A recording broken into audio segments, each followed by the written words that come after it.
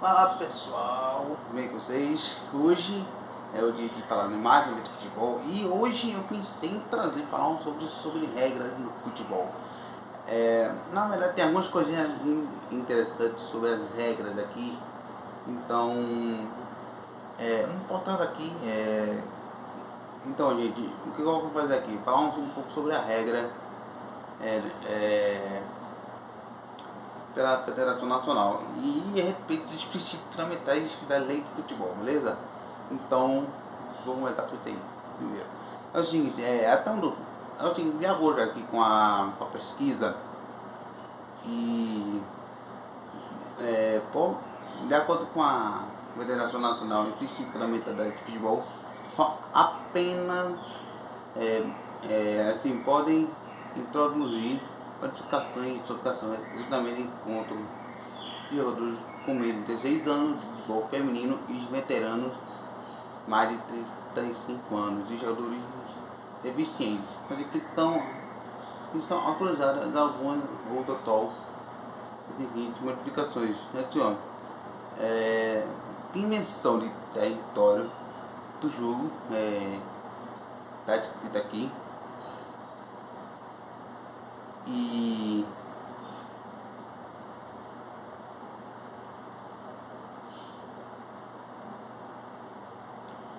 circunferência, peso e matéria de bola, dimensão pelas balizas, duração de período do jogo, substituições, que isso são basicamente, galera, vamos lá pela primeira regra. Então, o terreno do jogo, tem alguns pontos aqui, galera. O terreno quer dizer que cada um tem pelo menos pelo terreno do jogo tem as medidas de largura, pelo menos o máximo do terreno do jogo tem que ser 128 320 metros no mínimo, 90 de comprimento, por largura a 90 e a mínima de 45. Então, de acordo com os cálculos, né, em relação à coincidência da grande área do campo, a área do goleiro,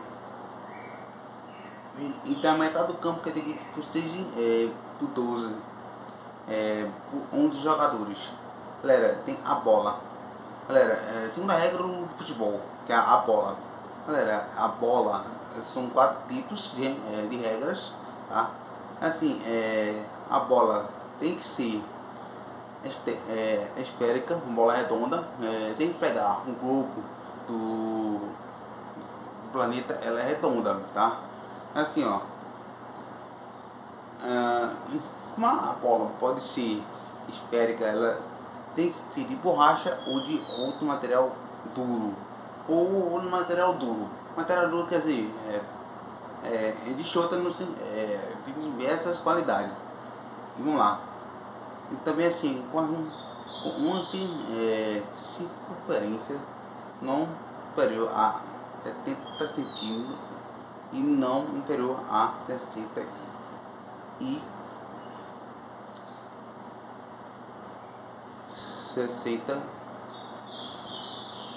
centímetros. Então quer dizer, galera, de acordo com isso, a bola tem que ser pelo menos 70 centímetros e 68. Então no caso ali eu colocaria 69, o tamanho da bola. Galera, o peso o peso da bola não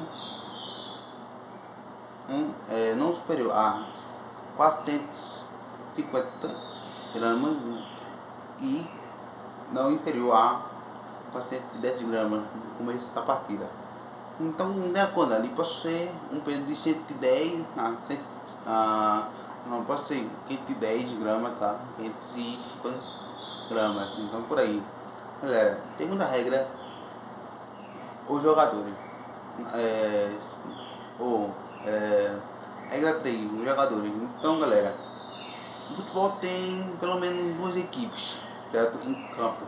Então, no máximo é 12. De jogadores são 11, no mínimo são 7. Então, assim, a partida pode ser iniciada quando um dos times com menos de 7, dos quais será um goleiro. Então uma parada que é muito interessante, que é o seguinte: precisa, então, as pessoas oficiais organizadas pela FIFA, o máximo de posição no jogo é de 3 jogadores, o regulamento. Que hoje, atualmente, que foi atualizado, que são 5, somente 5 substituições foram atualizadas. 5. E já na pré-temporada, pode ser umas 10, se eu não me engano, por aí. Então, por aí, o goleiro pode ser substituído por uma vez. Na segunda vez, terá o goleiro.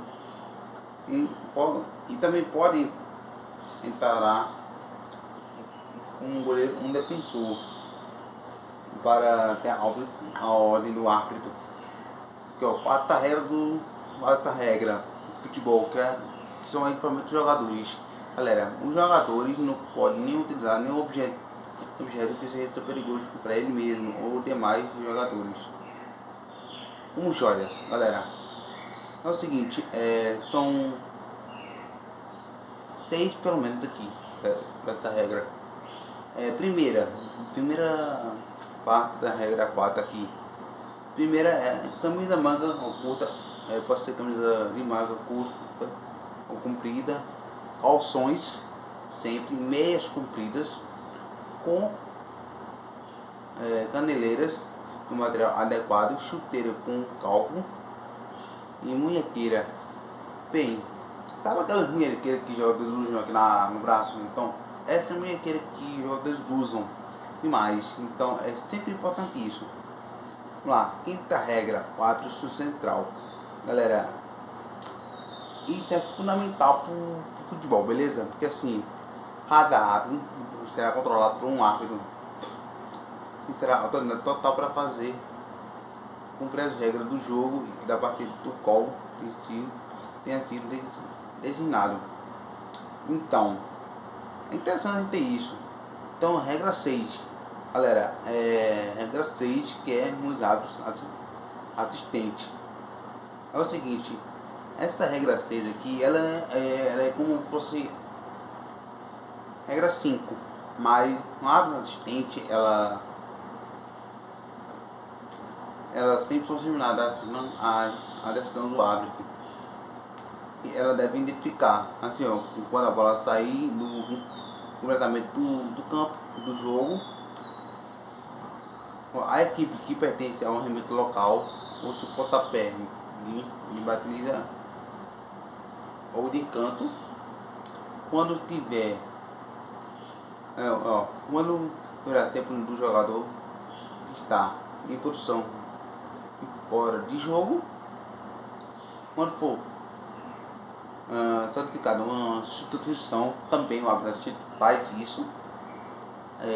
Quando ocorrer uma infiltração ou um acidente fora do campo visual do árbitro, que é o árbitro central. Assim, também tem outra aqui, ó. Quando for cometida infiltrações invisáveis existentes, esteja mais perto da ação do que o árbitro, isso inclui em certas circunstâncias de infiltrações cometidas dentro da área penal. E tem outra aqui, quando nos pontapés de grande penalidade, os goleiros se adiantam na linha para balizar antes da bola chutada e ser ultrapassada da linha de baliza.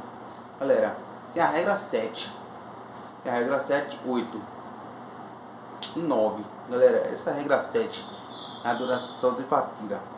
Na verdade,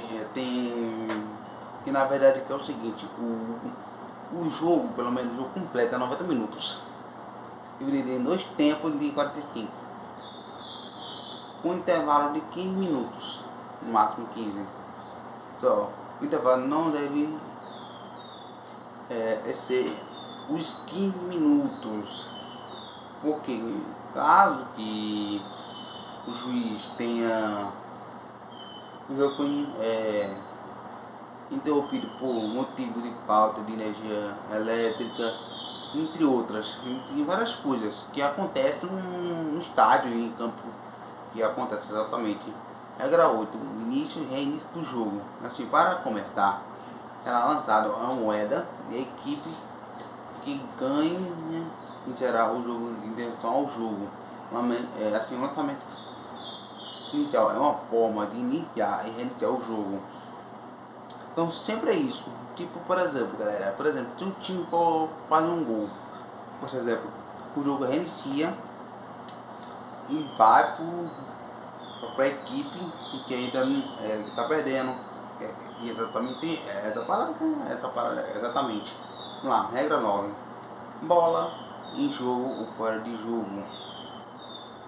Assim, quando a bola que é ultrapassada completamente das linhas e determina o campo, ou seja, por terra ou pelo ar, assim, essa é a primeira. A segunda, assim, se o jogo estiver sendo interrompido pelo árbitro, que quer dizer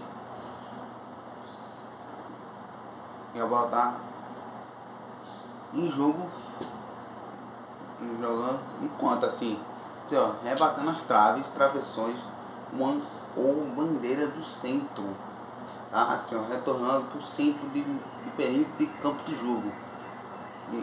E por último, você rebater no árbitro ou no assistente, galera. Essas são as 4 principais regras da regra 9, tá?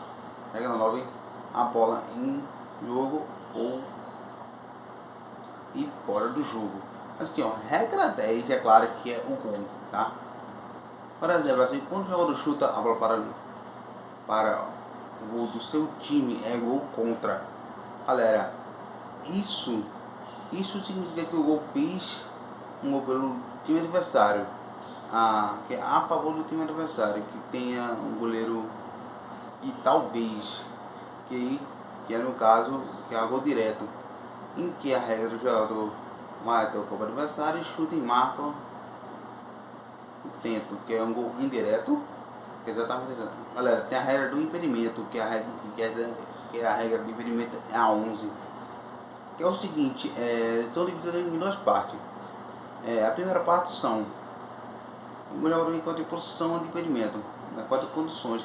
Essas 4 condições são: o jogador está em campo está no campo de ataque, ele está mais próximo da linha do fundo adversário do que a própria bola, ele se encontra mais no da linha adversária e no penúltimo oponente de qualquer parte do seu corpo, não perde, beleza. O companheiro que passa exatamente a bola não está cobrando um tiro de meta, mas sim pode ser tanto escanteio ou arremesso lateral.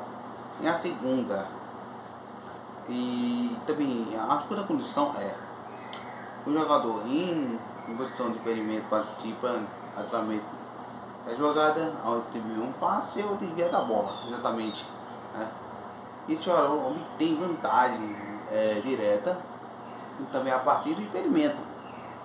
Está escrito aqui também, ao aproveitar um rebote. Então, se no momento for pelo chute na cabeçada, adiantado, aí sim, né, impedimento, e ela atrapalha diretamente o adversário, ou vai dificultar assim a lesão ou enganado com uma fita do corpo, de corpo pelo menos, né? Vamos lá. E tem a regra 12, que é a regra da falta em consulta irregular, que é o que? Tiro livre, pênalti, tiro livre indireto e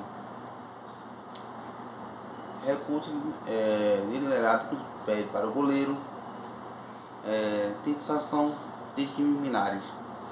E tem, é isso, galera. Tem pelo menos essas 4 que eu falei para vocês, ela tem uma seguinte forma: tiro livre direto e indireto. É o seguinte, vou falar depois. O direto quer dizer quando o jogador interferir um carrinho, que é um golpe de rasteiro do agressor desviado pelo gramado. Isso aí é o tiro livre indireto, que na verdade, se um árbitro acha que o jogador está evidenciando mais que o adversário, e isso é o tiro livre direto. Tem um pênalti, Galera, o pênalti todo mundo conhece, né? Por exemplo, quem tá por exemplo, se um jogador do aniversário vier e a pessoa for marcar a falta dentro da grande área do goleiro, vai ser considerado um pênalti. É isso. Tem tiro livre indireto. Assim, é marcado sempre o jogador assume a consulta antiesportiva, como impedir um goleiro do adversário segurar a bola com as mãos, com qualquer goleiro. E no caso do goleiro, por mais de 6 segundos. Então, esse aí é o tiro livre indireto, que é o goleiro, pelo menos, você tem 6 segundos para ficar com a bola. É tipo isso. Então, também tem outros dois aqui, então, na verdade, que é muita coisa, que é, no caso, que é o recuo deliberado, né, por onde pede. Isso acontece sempre, que o defensor, que passa a bola para o goleiro, é muito completamente, e tem sensações empinadas. Isso aí é o seguinte, é quando a pessoa basicamente é quando a pessoa for marcar uma falta tipo disciplinar, for marcar uma falta meio grave, que acho que, por exemplo, uma falta perigosa pode ser considerada um cartão amarelo ou um cartão vermelho. Já nesse caso aqui é um cartão amarelo, que o jogador vai ser punido pelo cartão amarelo. Por exemplo, se a pessoa marcar duas, não entendeu, a falta, a mesma coisa, levar 2 cartões amarelos, vai ser considerado, a pessoa vai estar completamente expulsa no próximo jogo. E isso é completamente normal. E hoje, atualmente, a FIFA vai testar um cartão azul no futebol hoje em dia, mas já no nosso aqui do Brasil não vai ser isso nesse caso. Vamos lá. Regra 13, tiro livre indireto. Como eu já falei, é uma das coisas muito simples, tá? E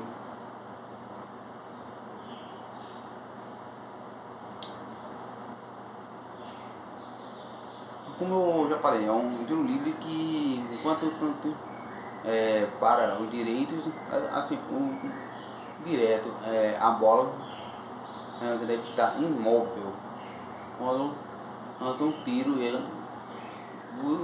já no caso o executor não poderá voltar a jogar a bola antes que está com outro jogador. Então, quer dizer, esse é o tiro livre direto, como eu já falei, né, lá na regra 12.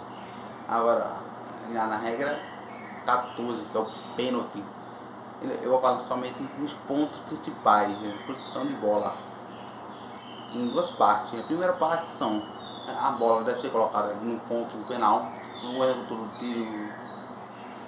tiro penal, ele deve ser também identificado com já o goleiro defensor, que vai ser o goleiro que vai agarrar a bola. Então ele tem que permanecer sobre a sua própria linha de meta. Para fazer isso, os jogadores, por exemplo, o executor do tiro serão colocados em campo do jogo fora da área penal, atrás do ponto penal, e no mínimo de 15 metros ao ponto penal. Então o árbitro não deve dar um nome ao final para a execução do tiro penal. Apesar de todos os jogadores se encontrarem e colocarem em posição conforme a regra decidirá quando tenha costumado um tiro penal. Então isso tem um processo.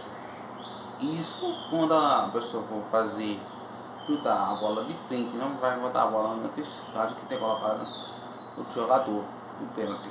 E quando agora tem outra coisa aqui, por exemplo, se a pessoa chutar a bola e para mim tá no gol, quer dizer, por exemplo, a bola bate no poste, vai fazer travessão, até mesmo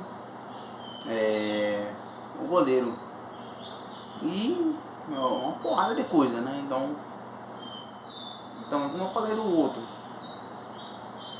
então se a bola encostar qualquer outro objeto no momento que não é feito, vai se repetir, se acontece a mesma coisa. Então Então, galera, tem uma parte aqui que eu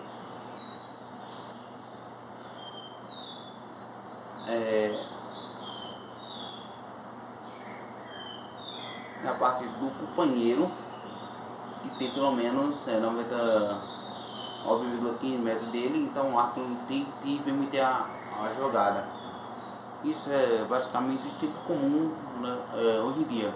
Galera, tem a regra 15, que é o arremesso lateral, e isso aí basicamente só jogar a bola para longe com as mãos. Isso é basicamente muito comum hoje em dia, né? E passa por cima das cabeças, que tem, na verdade, não tem segundo, é só o pensamento. Só tem o tiro de meta, que esse tiro de meta é que vai utilizar bastante para que é somente o jogador atacante do adversário. E isso é o tiro de meta que pode fazer isso completamente. Pode até sair na grande bola de área.